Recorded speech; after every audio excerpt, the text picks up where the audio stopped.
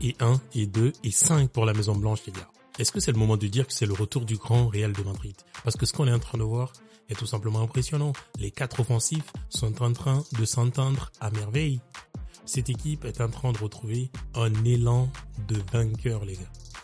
Ça va être un banger cette saison. Regardez-moi cette prestation de Rodrigo, doublé.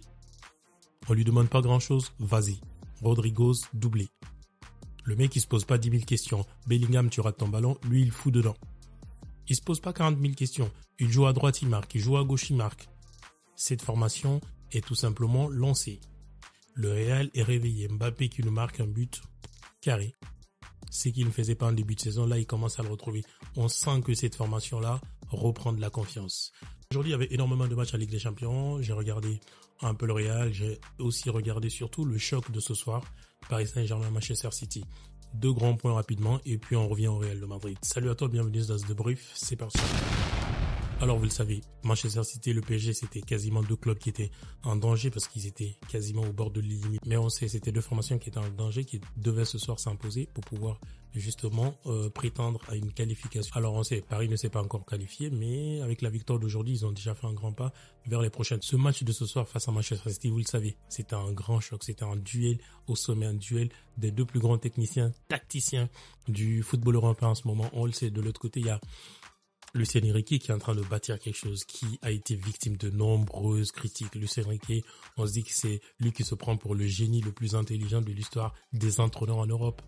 Mais cet entraîneur, il est en train aussi de bâtir quelque chose parce qu'on a vu un PSG aujourd'hui avec beaucoup de caractère, beaucoup de personnalité face à cette formation de Manchester City. J'ai regardé ce match, les gars. C'était un match au sommet en Ligue des Champions, les gars. On ne peut pas sous-estimer ce qui s'est passé entre ces 2 formations. Un City qui a dominé les premières heures de la rencontre, malgré cette domination, elle était quand même relative parce que vous avez d'un côté la formation. Je pense d'ailleurs qu'ils se sont repartis la domination, la possession du ballon. L'important ce soir, c'était pas de rechercher qui allait plus posséder le ballon. Et quand tu regardes déjà la possession globale, je pense que c'est en faveur de City.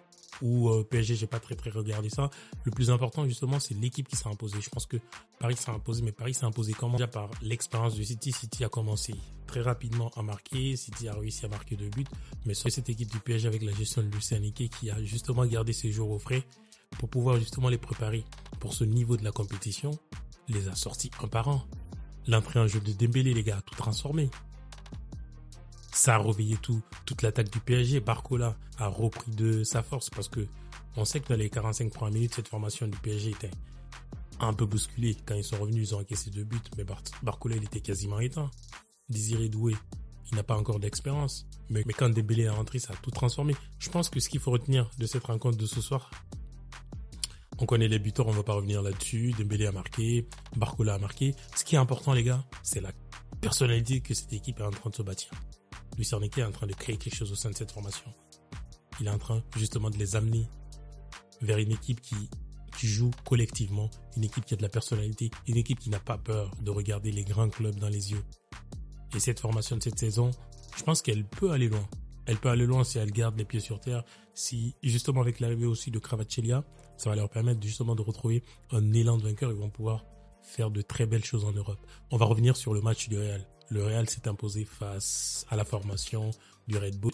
Est-ce que ça, c'est une surprise? Non. Ce que j'ai aimé aujourd'hui dans le match du Real, justement, ce que j'ai aimé ce soir, les gars, ce que j'ai aimé ce soir dans le match du Real, ce que j'ai aimé, les gars, ce soir dans le match du Real, c'est cette organisation que Carlo Ancelotti maintenant ose mettre. Regardez la défense. La défense, elle est constituée d'une défense que j'ai longtemps réclamée. Valverde à droite, Asensio dans l'axe. Asensio, il est titulaire, c'est bon, c'est indiscutable. Il y a Rudiger à gauche et après Ferland-Mendy, je sais pas trop ce qui lui est arrivé avant, mais je pense qu'aujourd'hui, il a sorti une bonne copie. De toute façon, c'est une formation dans laquelle Ancelotti essaye de faire concerner tout le monde, ça c'est très important. Et au milieu de terrain, il a innové. Il a sorti un milieu new look avec la titularisation de Luka Modric, les gars. Luka Modric, c'est quelqu'un. On ne peut pas le nier. Luka Modric, c'est un joueur de grande dimension. C'est lui seul, avec Toni Kroos et un peu Ceballos en ce moment, qui ont la capacité de faire des passes dribbles, les gars. Des passes dribbles. Une passe qui a la capacité d'effacer 2-3 personnes en même temps. Luka Modric, c'est un joueur immense. C'est un joueur immense, les gars. Et vous avez devant, les gars, les 4 fantastiques. Alignés ensemble, c'est une merveille. Les 4 fantastiques alignés ensemble, c'est une merveille. Je sais pas si vous avez regardé ce match, mais Bellingham, il nous a sorti une copie propre. Regardez cette talonnade, cette sucrerie de talonnade qu'il nous sort. Bellingham, il nous fait un match propre comme d'habitude. Aller-retour, mouvement à gauche, à droite. On n'a pas besoin d'un Bellingham qui marque souvent, les gars. C'est ce Bellingham que j'ai envie de voir. Celui qui est là, disponible pour les autres, qui a la capacité de repartir le ballon, de se bouger à gauche, à droite, qui fait des appels par moment. Des appels même s'il ne rentre pas forcément. Des appels même s'il ne porte pas le ballon. Mais c'est des appels justement qui permettent de créer des fausses pistes. Et ce but de Mbappé, c'est ce qu'on recherchait chez Mbappé, comme je l'ai dit, un Mbappé revanchard, un Mbappé qui va à la conquête des un Mbappé au pressing qui fait confiance à chaque action, qui va chercher chaque petit ballon, c'est important.